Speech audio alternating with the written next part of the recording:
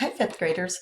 We're here today to do the guided practice, which guided means I'm going to help you with it. Tomorrow will be the independent practice where you do it all by yourself and see how ready you feel for the test. So we're on lesson 5, multiplying whole numbers, and we're doing 3 digits by 2 digits.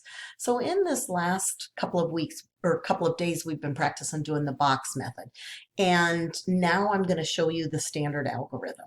At this point in the lesson, it doesn't matter if you use the box or if you use the standard algorithm. Both of them have the potential of making mistakes. So sometimes I think it's a good idea to do it both ways and see if your answer comes up the same. So when we do the box method, you know that I'm going to get my pencil here. You would draw this out. And this is 2 numbers long. This is 3. You would take the 300, write 300 here, 60 here, 6 here. Over here you would write the 20, and down here you would write the 4. So the box method or the algorithm method, it doesn't matter which way you do it. When you do the box, you're going to multiply the 300 times the 20. You're going to put your answer in here. Then you do this one. Then you do this one, and then you add them all together. So you have the chance of making a mistake right here when you're multiplying or when you're adding them all together. But you also have a possibility of making a mistake when you're doing the standard algorithm. So this is nothing more than an example right here. It says there are 366 days in a leap year and 24 hours in a day. How many hours are in a leap year? So I'm going to grab my pencil. I'm going to say they've got 366 times 24. So let's think about this algorithm. When you're going to start multiplying, this 4 right here is in the ones place.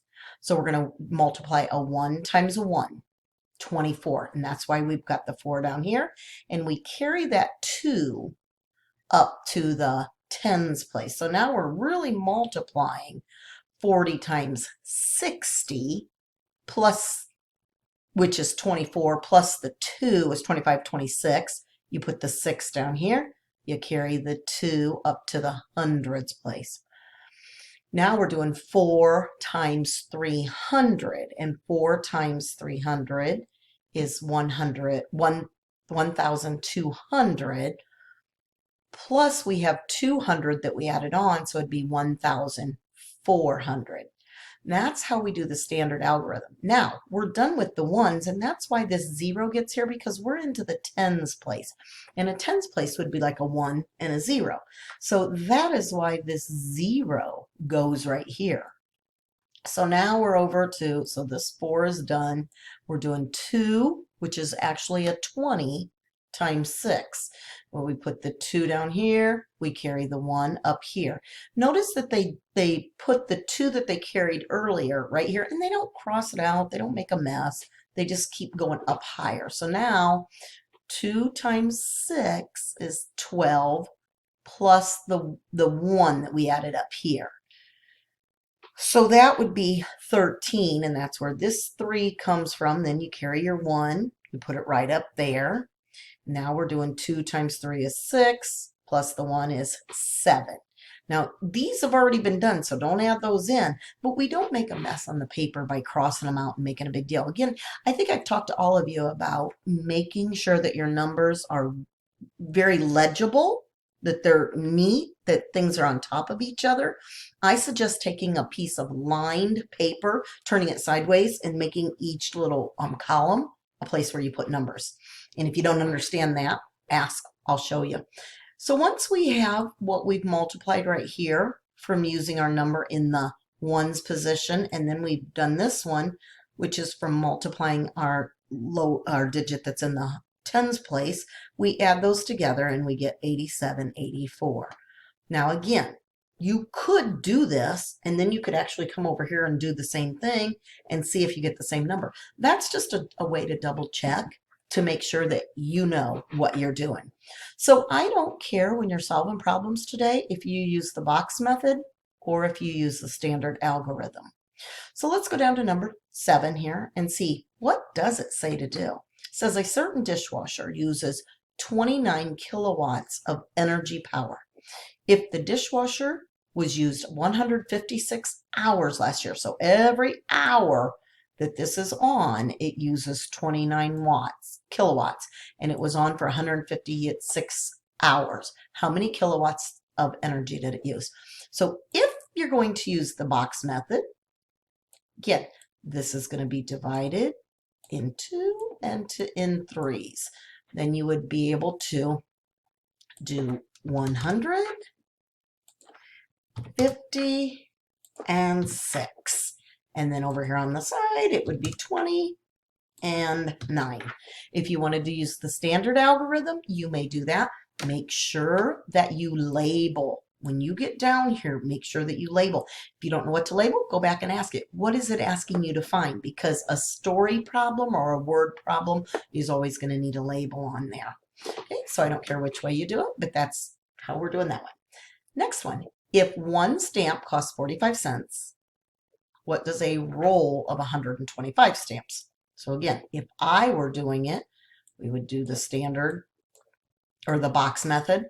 And this would be rolled out 120 and 5. And this over here would be 40 and 5. And I would do all my multiplying and I would come up with an answer. But what it's actually asking you then is, what is the amount in dollars and cents? So when you add all of these up, you're going to come up with a number that's in the thousands. So let's just pretend. I'm not really saying this is it, but let's say that your answer is 4,327. Okay, and then it says they want you to do this in dollar and cents. Well, right now, our decimal is right back here. And in order to do it by dollar and cents, we would actually, I have to stop and think. We would divide it by 100. I'm just going to tell you to move it over 2 spots right now. So if this was the answer, your answer would be $43.27. We'll come back to that on how to do the money and cents in a different video, but this will give you the answer down here. So when you write your answer down here, it has to be in dollar and cents. And then the last one, Raquel can type 63 words every minute. Rick can type 73 words every minute.